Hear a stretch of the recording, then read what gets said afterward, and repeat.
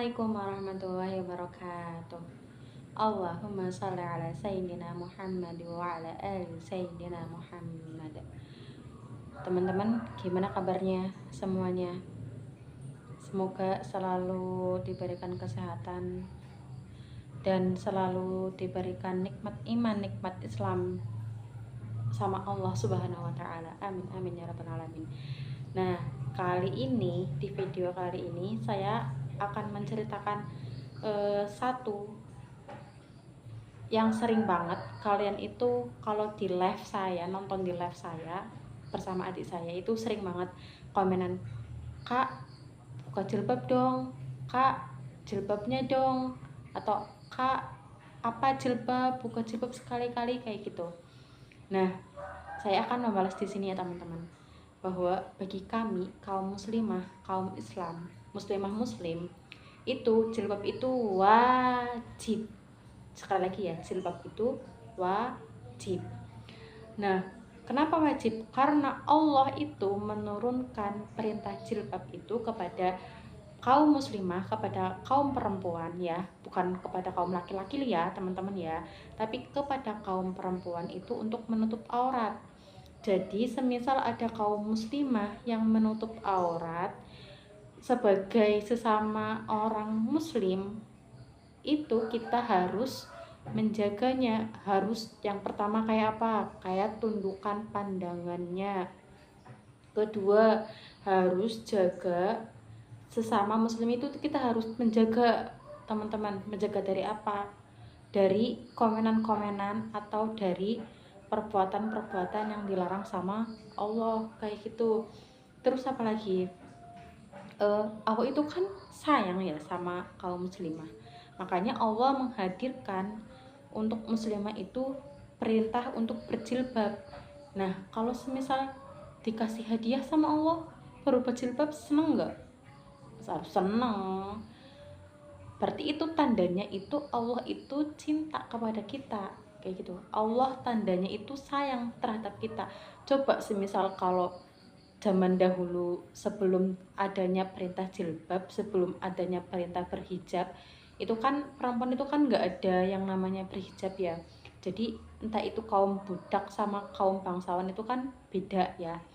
Nah, semisal kaum yang tidak dulu sebelum ada perintah jilbab itu, orang perempuan itu mau keluar untuk maaf ya buang hajat, itu kan dulu kan nggak pakai jilbab, jadi akhirnya diganggu.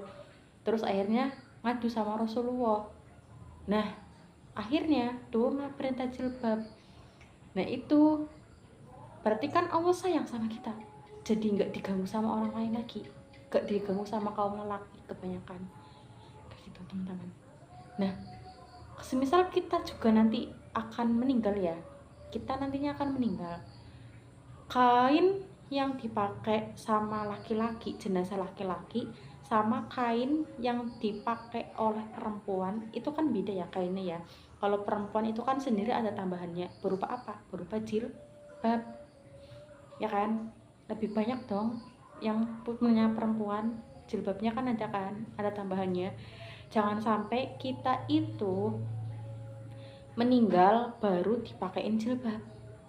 Malu nggak? Malu. Jangan sampai kita nyesel nantinya kayak gitu, karena itu adalah hal yang rugi banget. Karena Allah udah sayang sama kita, udah disuruh, tapi kita itu tidak menjalankan perintahnya Allah dengan maksimal. Itu kan sayang banget ya teman-teman ya. Jadi untuk kaum perempuan di luar sana yang masih tidak istiqomah untuk menggunakan jilbab, ayo kita sama-sama berjilbab.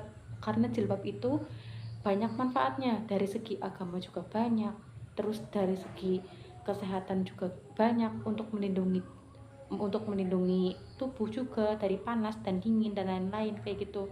Terus kalau dari segi agama berarti kita mentaati perintah Allah, terus dijauhkan dari pandangan-pandangan yang hal-hal negatif dari pandangan kaum laki-laki kayak gitu. Terus banyak lagi. Nah, habis itu kita itu anak sebagai anak yang mempunyai orang tua, itu kita itu berbakti sama orang tua kita. Kenapa? Karena nanti bapak kita itu nanti dimintai pertanggungjawaban sama Allah, bagaimana sih cara mendidik anaknya, apakah anaknya berjilbab atau enggak, bagaimana ibunya, apakah berjilbab atau enggak.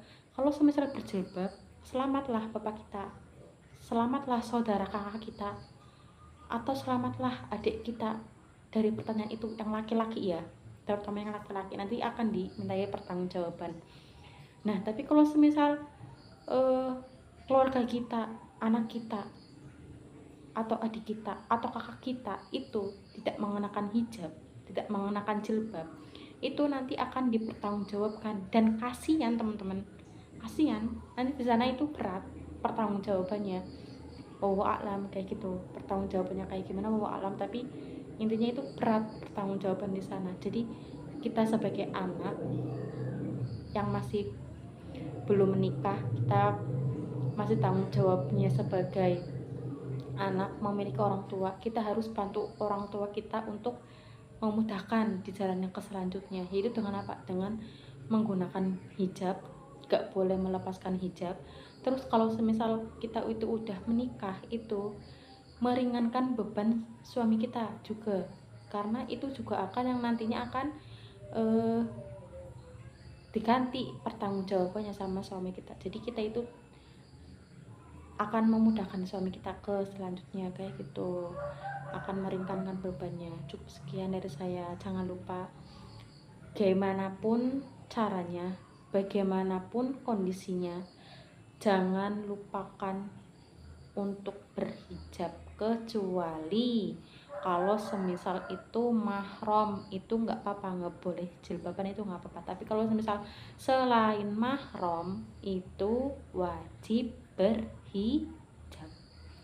Cukup sekian dari saya, kurang yang mohon maaf apabila ada yang salah kata atau apa dalam keilmuan saya, mohon maaf. Wassalamualaikum warahmatullahi wabarakatuh. Wallahu a'lam bishawab.